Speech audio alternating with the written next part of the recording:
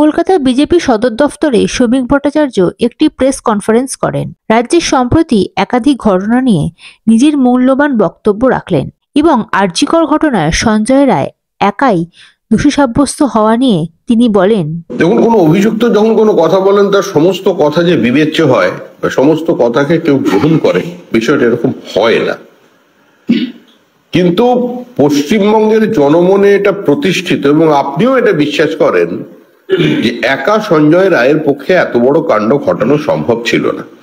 তুই স্বাভাবিকভাবেই যে পুলিশের তৎপরতা, অকুস্থলে 100 জনের ঢুকে যাওয়া, সূর্যাস্তের পরে পোস্টমর্টম, পানিহাটি শ্মশানে 2টি দেহকে সরিয়ে রেখে তার তাড়াতাড়ি তার সৎকার, এই সমস্ত কিছুই প্রমাণ করছে এটা একটা প্রাতিষ্ঠানিক খুন ছিল। এবং স্বাভাবিকভাবেই পুলিশ এবং প্রশাসন, ওখানকার চিকিৎসক সবাই এর সঙ্গে যুক্ত ছিল, একটা চক্র।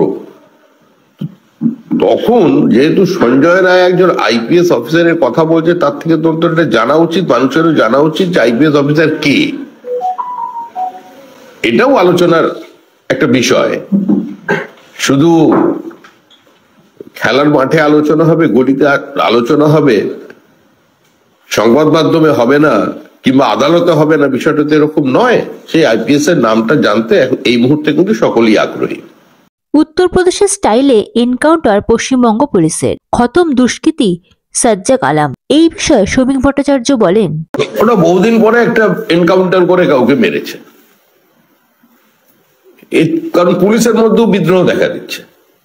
পুলিশের একাংশ যোগাযোগ করছেন বিভিন্ন জনের সঙ্গে, যার সহ্য করা যাচ্ছে না। কতদিন মুখ বুঝে আমরা এই ব্লক ভোটের জন্যই অত্যাচারের শিকার হব? কোন পরিস্থিতিতে শীতলকুচিতে গুলি চালানো হয়েছিল? আজকে পুলিশ প্রশ্ন করছে, পুলিশ বলছে প্রকৃত সত্যটা কি ছিল। তো এখানে দাঁড়িয়ে একটা এনকাউন্টার করেছে। কিন্তু যে পরিস্থিতি, পশ্চিমবঙ্গের মানুষ যতক্ষণ না ঐক্যবদ্ধ হচ্ছে, এই ধরনের আন্দোলনকে শুধু বেয়নেট দিয়ে বন্ধ করে দেওয়া যায় না। এই সন্ত্রাসবাদের মূলোচ্ছেদ করতে হবে এবং সারা পৃথিবী এই সন্ত্রাসবাদের বিরুদ্ধে লড়াই করছে। পশ্চিমবঙ্গের তৃণমূল তার বাইরে থাকতে পারে না। বাবুইহাটি প্রমোটারের ওপর মারধরের অভিযোগে তৃণমূল কাউন্সিলর এখনো অধরা। এই নিয়ে শ্রমিক ভট্টাচার্য বলেন, কাউন্সিলরকে তৃণমূল কাউন্সিলর বানিয়েছে কিসের জন্য?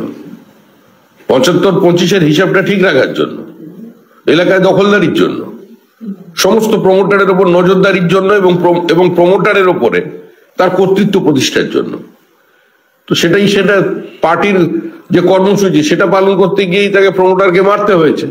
এবার তাকে পুলিশ ধরবে কেন? পুলিশ আর পার্টি আলাদা নাকি? এখানে সব মিলেমিশে এক।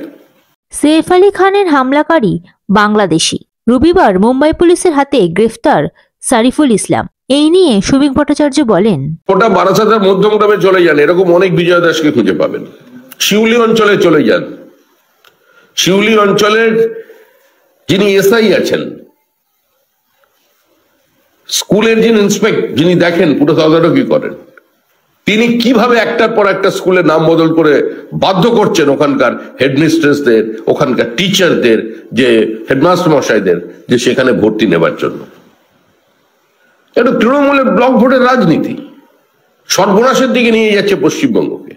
এর আগেও প্রধানমন্ত্রীকে খুন করবার জন্য, মানে তিনি যখন গুজরাটের মুখ্যমন্ত্রী ছিলেন, 2 জন বাংলাদেশি তারা ধরা পড়েছিল নিউ দিল্লি স্টেশনের প্ল্যাটফর্মে এবং তারা স্বীকার করেছিল জেলায় যে তারা প্রথম বনগা দিয়ে ঢোকে, বারাসাতে এসে থাকে, ওখান থেকে জাল পরিচয়পত্র সংগ্রহ করে, বারাসাত থেকে ট্রেনে চড়ে শিয়ালদা থেকে রাজধানী চড়ে দিল্লি যায় এবং গন্তব্যস্থল ছিল গুজরাট।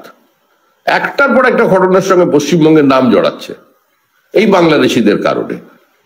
আর রাজ্যের মুখ্যমন্ত্রী বলছেন অনুপ্রবেশ বলে কিছু নেই, তার বিবৃতি। বিজেপি বিভাজনের রাজনীতি করছে। দেশের বাংলার তো অর্ধেকটা গেছে, এবার সুরাবর্দিরা এখানে তো অ্যাক্টিভ আছেন। সুরাবর্দির যে স্বপ্ন ছিল সেটাকে সাকার করবার জন্য হুমায়ুন কবির, সিদ্দিকুল্লাহ চৌধুরী, ফিরাদ হাকিমরা তো ময়দানে আছেনি, আর তার সঙ্গে তৃণমূলের সমর্থন আছে। Bureau report, ND Bangla news. সবার আগে সব খবর, সঠিক খবর পেতে ফেসবুক পেজটি ফলো করে এবং ইউটিউব চ্যানেলটি সাবস্ক্রাইব করে রাখুন আর শেয়ার করতে ভুলবেন না।